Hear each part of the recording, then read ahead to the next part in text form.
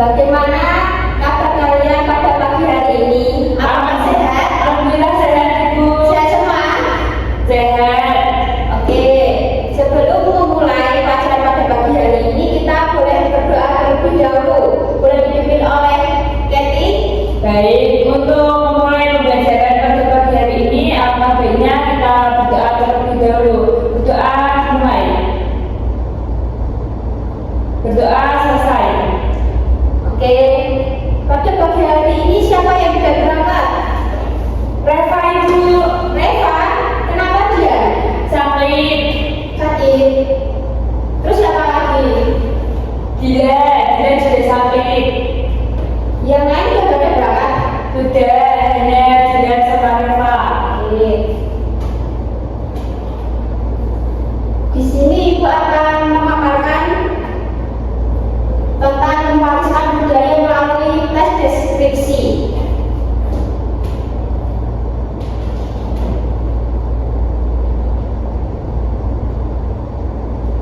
Di sini ada tujuan pembelajaran. Yang pertama, mengidentifikasi pengertian tes deskripsi. Yang kedua, menjelaskan ciri-ciri tes deskripsi. Yang ketiga, menjelaskan struktur tes deskripsi. Yang keempat, menamai objek untuk dideskripsikan. Lanjut ke materi.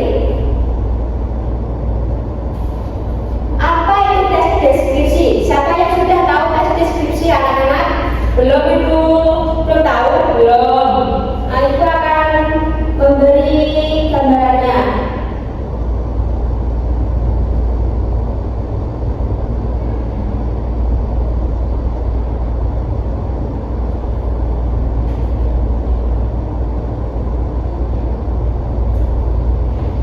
Coba kalian cermati 30 detik. Nanti Ibu akan beri pertanyaan sederhana saja. Baik, Ibu.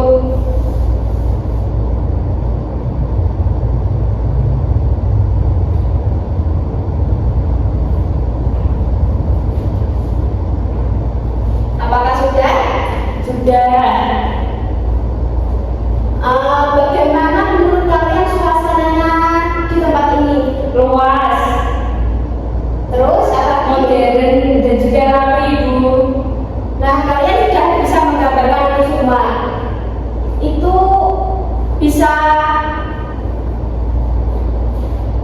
mengatakan bahwa itu adalah tes deskripsi. Kalian sudah bisa menggambarkan agar suasana ini apa tadi? Rapi, Bersih. luas, bersih, dan ada fotografinya. Lanjut ke materi.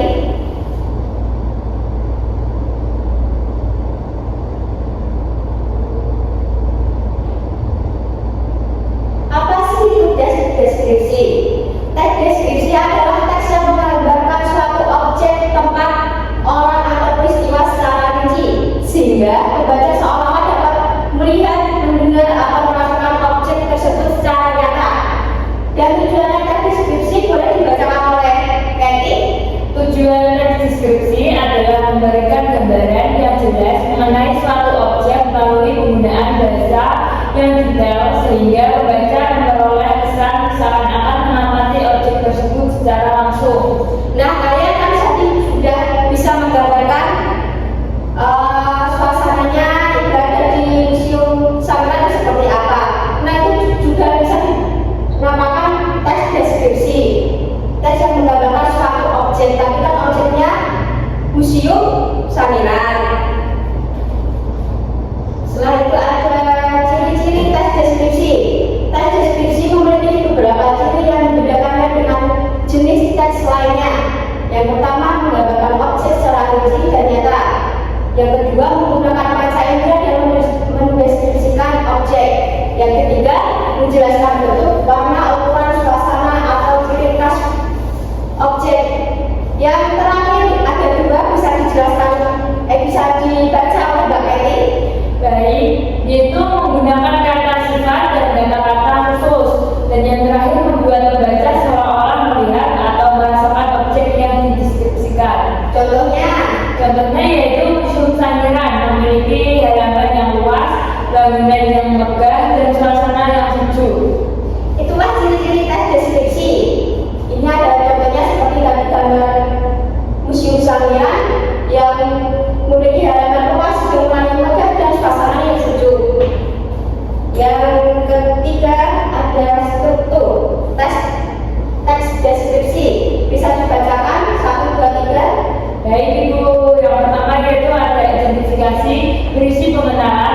gambaran umum mengenai objek yang akan dideskripsikan.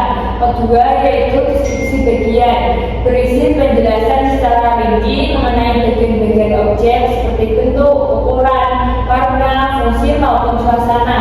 Ketiga yaitu pesan, berisi simpulan atau pendapat penulis terhadap objek yang telah dideskripsikan.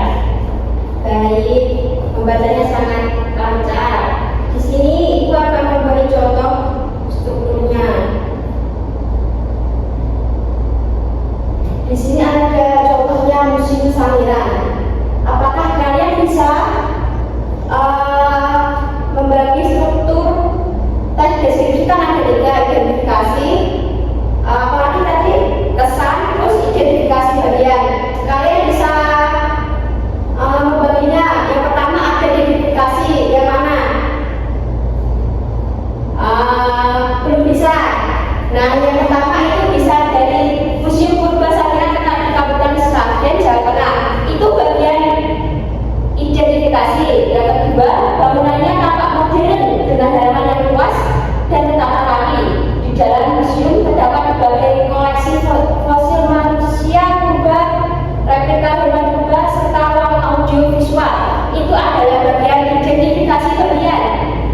Yang ketiga, ada suasana museum terasa tenang dan nyaman sehingga menjadi tempat yang menarik untuk mempelajari sejarah manusia purba. Yang bagian terakhir itu bagian kesan.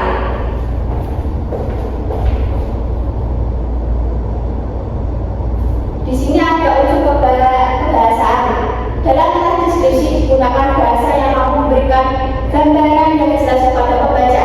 Beberapa unsur kebahasaan yang sering digunakan yaitu, boleh dibaca? Kata sifat, kata khusus, kata melibatkan panca indera, kata depan, dan majas sederhana. Contohnya Yaitu bangunan museum tampak megah, halaman terlihat bersih, dan udara terasa sejuk. Nah, contohnya itu dapat unsur kebahasaan. Yang pertama kata sifat, kata khusus, kata yang melibatkan panca indera, kata depan, dan majas sederhana.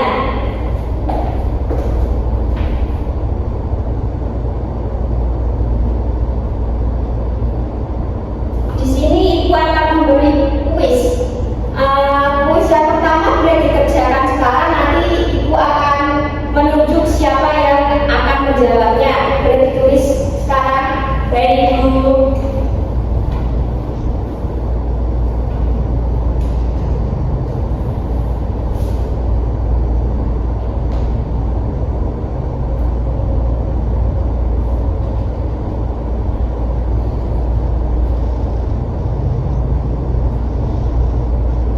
Apakah sudah?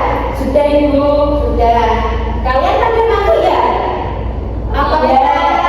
Espriti dulu, ayo berdiri. Nanti kalau Ibu bilang pagi, tepuk 1 kali. Kalau Ibu bilang siang, tepuk 2 kali. Kalau Ibu bilang sore, kalian boleh loncat.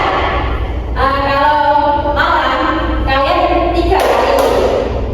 Kalau tidak ada yang salah, bisa menjawab pertanyaan yang pertama tadi.